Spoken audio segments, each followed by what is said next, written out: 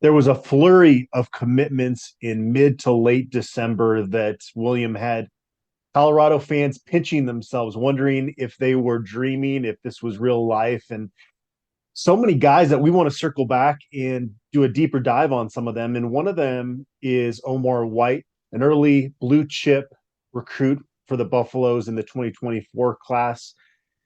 William, what stands out when you watch Omar White's film? He's the kind of guy that we used to sign in the on the defensive line back in the late '80s and '90s, and he's really a difference maker.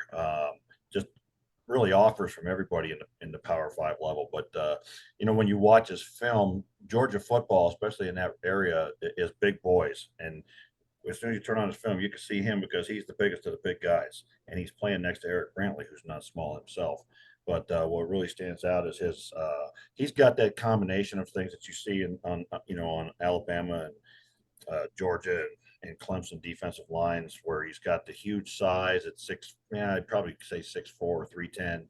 Got really explosive quickness and athleticism and long arms. So he's just got everything that you look for in a big defensive tackle. And quite frankly, I think he can play all four spots in a four-man front. You mentioned Eric Brantley, also committed to the Buffaloes early on. With White, you talked about it, all these offers that he has, 25 other Power Five offers, Alabama, Georgia, Michigan, Notre Dame, too many to name, but really the who's who of college football. What is it that makes a prospect that next tier, that tier where the Alabamas and Georgias are coming after you versus, the guys that frankly Colorado has had to go after in the past before Coach Prime arrived in Boulder, where they're those three stars that, if you were lucky with Colorado, maybe had a handful of Power Five offers in the past. What's the separation there? Athleticism and length. You got to have a certain amount of size. You got to be close to that 300-pound range to play defensive line at the Power Five level. And there's lots of 300, 310-pound guys, but the difference for the ones that really make a difference are athleticism and arm length and things like that. I remember Vince Wilfork was a defensive lineman, played in the NFL for a long time. I think it was like 350 pounds when he was light, close to 4 bills when he wasn't, but the guy could move in ridiculous fashion. He could move laterally. And the other thing you're looking for in these guys is an explosive first step.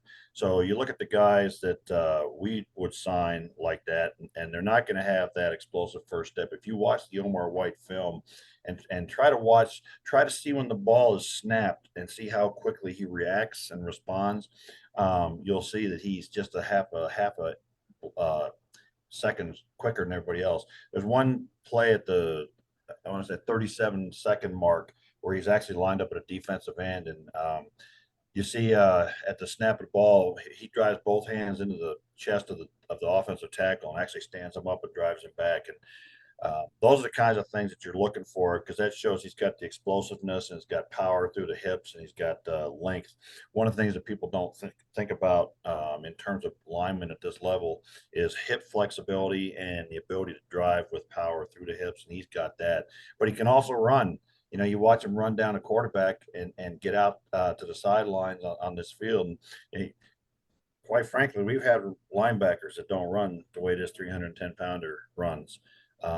And the reason why he's got all those offers and why the SEC wants him as a defensive tackle is because he's got that size at 6'4", 310, but he's got the length and the athleticism. He just checks all the boxes. There's nothing missing there. And plus he plays with tenacity. He never seems to quit out there. So he's just he's the best defensive line if we end up signing him. Best defensive line signee, I would say, since the late '90s, maybe the early 2000s. I'm trying to think off the top of my head who that would be, but Justin Bannon, maybe. I don't know. Yeah, really productive player there at the high school level in Georgia. 7 sacks in 10 games, was a first team all state selection at the 7A level. So a huge early get for the Buffaloes out of the Peach State. That was our closer look at Omar White.